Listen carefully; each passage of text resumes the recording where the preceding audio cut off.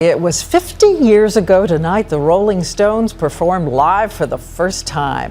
Two young rebels once spoke the same musical language.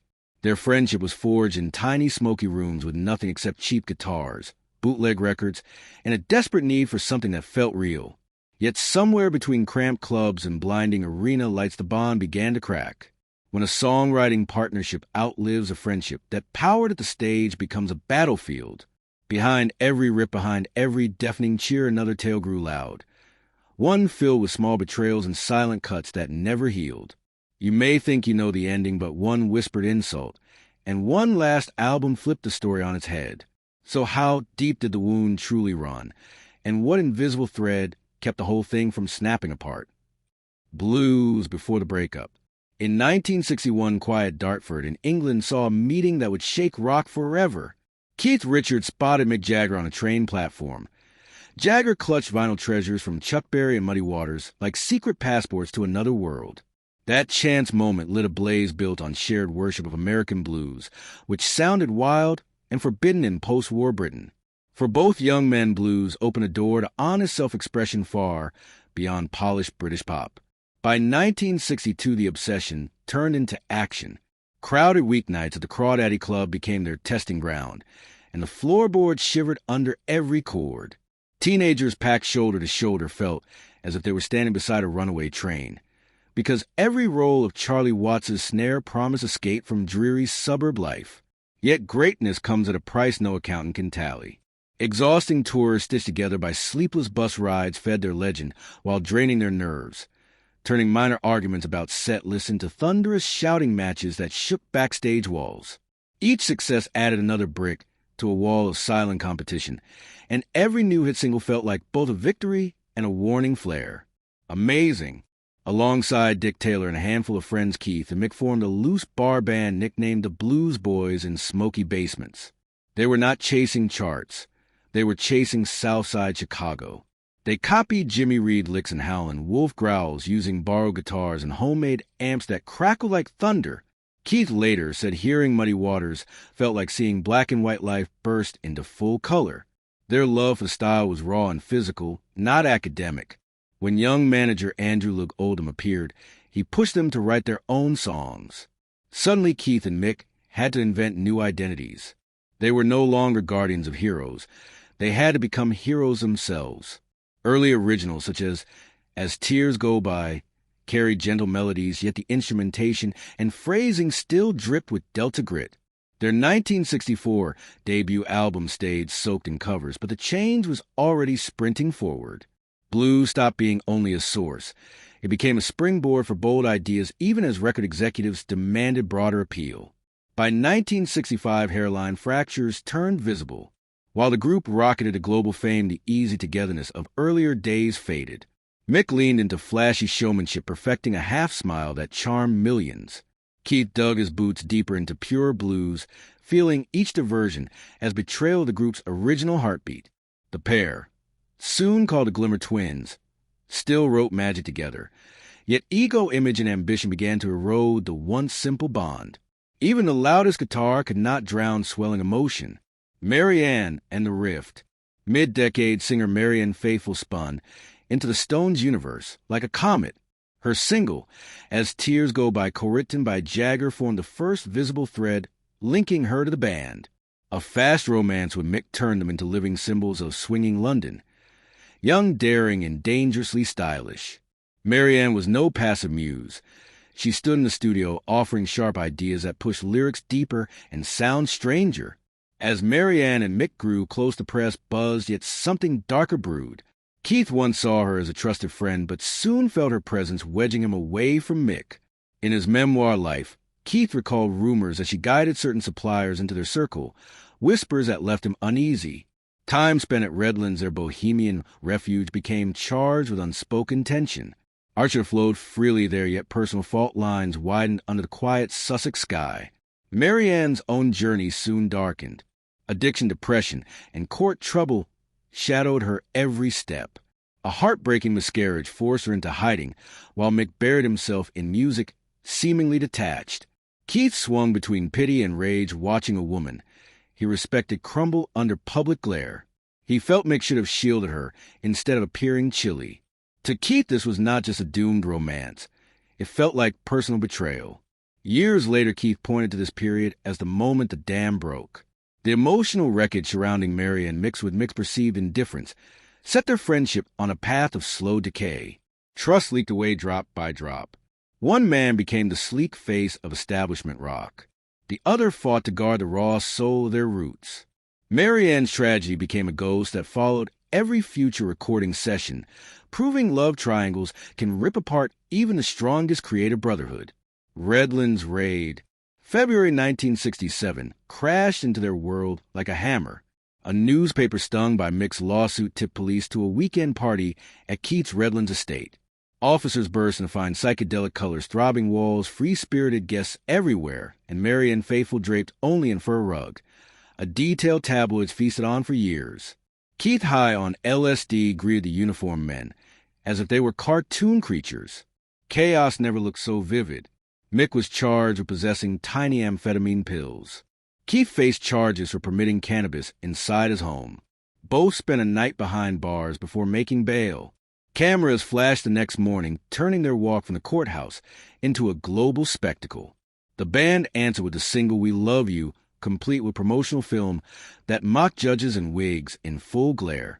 Even mainstream newspaper The Times published Who Breaks a Butterfly on a Wheel, questioning why the state came down so hard on two young musicians. Public opinion started to swing. The Stones were no longer just hit makers. They became martyrs for a rebellious generation ready to shout back at tradition. The rift between Mick and Keith did not heal during the storm. It deepened. Shared jail cells could not erase feelings of mistrust planted years earlier. Yet the same storm also welded their public partnership because the outside world now saw them as united targets. For a while, outrage glued them together, even as private resentments kept simmering.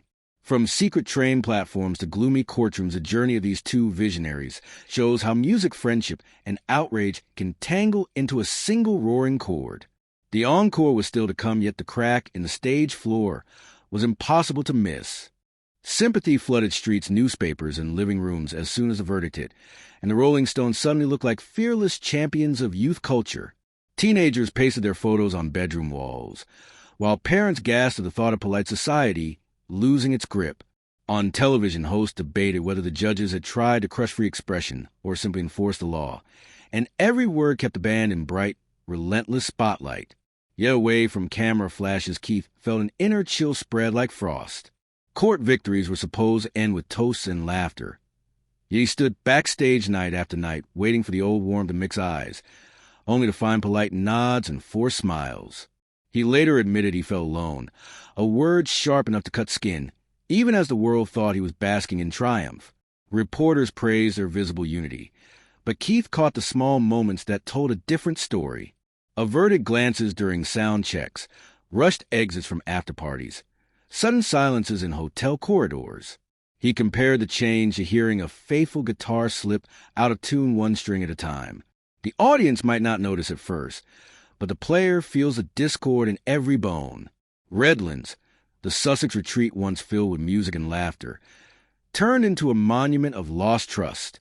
Keith would stare at its old brick walls and remember how police boots clomped to the hall like invading drums. What began as a symbol of fearless rebellion morphed into a landmark of betrayal in his memory. The trial left no prison sentence, yet it carved deep scars on friendship. He called that raid a trial by fire. Though both men walked free, they carried burns that flared up whenever business meetings grew tense.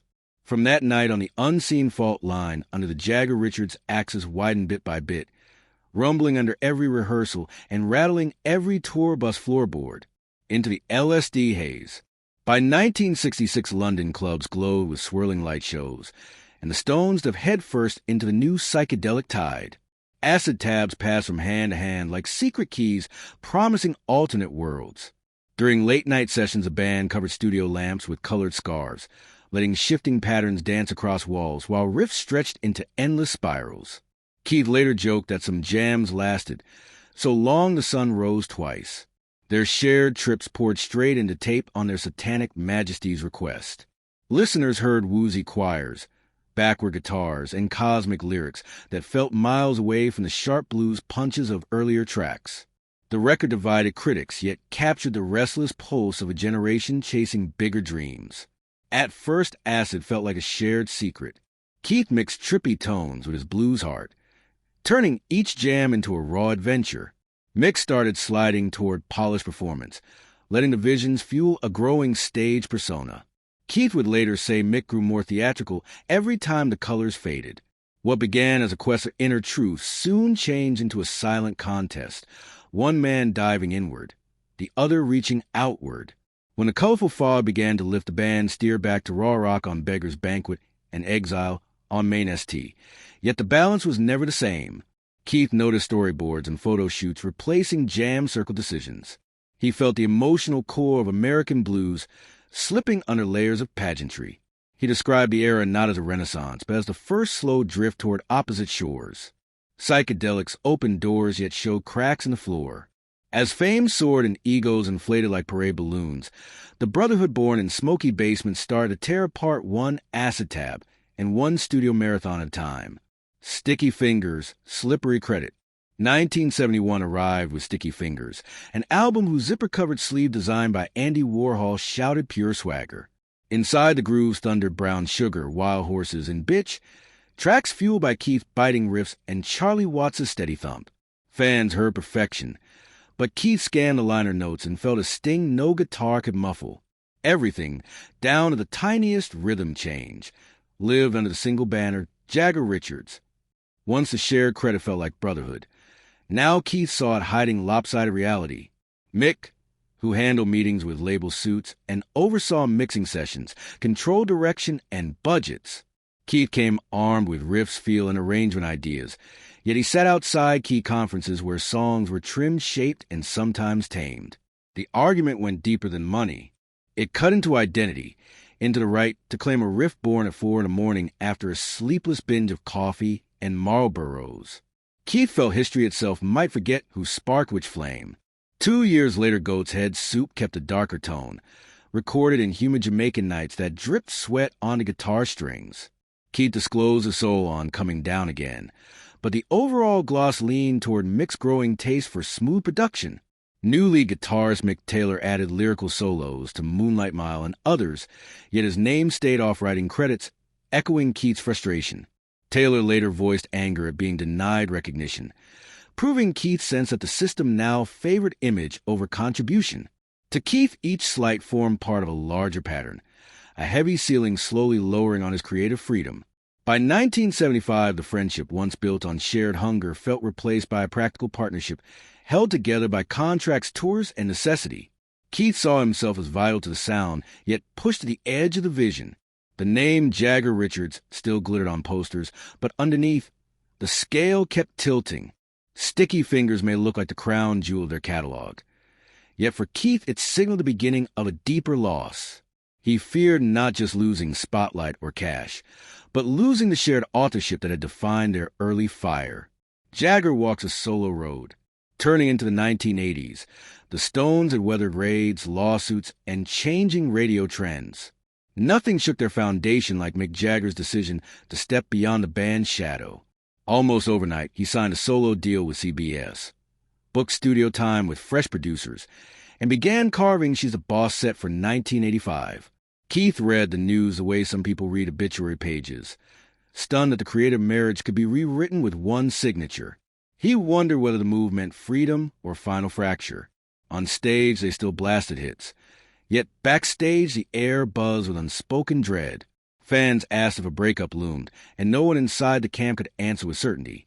While Mick chased modern dance beats and slick videos, Keith doubled down on raw guitar lines, determined to remind the world where their pulse once lived. Each man claimed he held the true spirit of the Stones.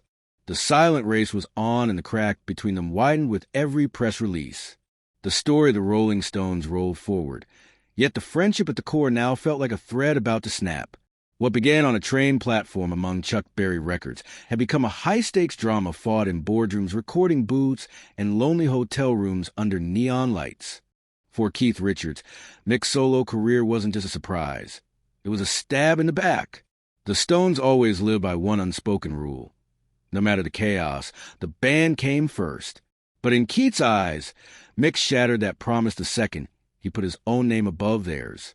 The fallout was instant and toxic. While the rest of the band struggled to the recording of Dirty Work in 1986, Mick was barely there. He often sent his vocals from far away, skipping sessions entirely. Keith, already wrestling his own battles, tried to hold the pieces together with Charlie Watts and Ronnie by his side. Then came the final insult. Mick performed at Live Aid in 1985 without inviting the Stones. For Keith, that was it. The line had been crossed. He later called this chapter World War III, a Cold War of egos fought through missed calls, public jabs, and power struggles. But the irony? Mick's solo dream didn't exactly soar. His first solo record, She's the Boss, might have sounded shiny and commercial, but it lacked the dirt and soul of a true Stones album. And the next one, Primitive Cool, in 1987, it flopped harder, disappointing both fans and critics. Meanwhile, Keith finally stepped out of Mick's shadow with Talk Is Cheap in 1988, and the world loved it. Fans and critics hailed it as a raw, rebellious triumph dripping with Rolling Stones DNA. For the first time in his life, Keith realized he didn't need Mick to lead, write great songs, or carry rock's rebel spirit. Still, money talks louder than grudges. By 1989, Survival brought the Stones back together for Steel Wheels. But this wasn't reconciliation. It was damage control. Their fame was fading. Ticket sales were uncertain, and both men knew they couldn't afford to fall apart completely. The tour that followed raked in cash. But behind those stage smiles, the cracks were still deep. Keith never forgot how Mick betrayed him. They might have shared microphones again, but their invisible contract as brothers? Torn to pieces. Backstage blow-ups, on stage ice. As the 1980s rolled in, the legendary spark between Mick and Keith dimmed fast. In the studio, their once electric back and forth became awkward avoidance. During Emotional Rescue and Tattoo You, they barely crossed paths. Mick showed up midday.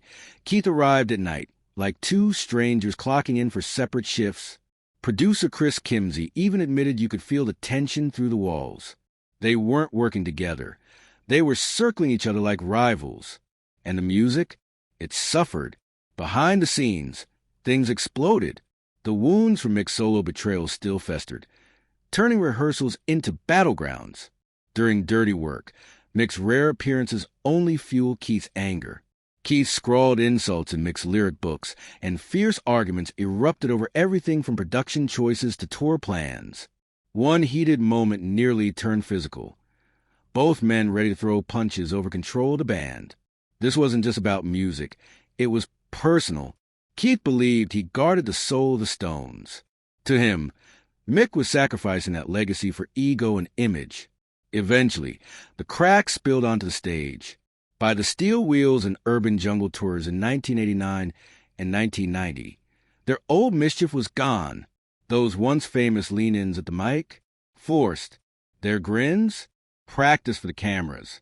Fans noticed too. Setlists were tighter, performances polished, but the magic?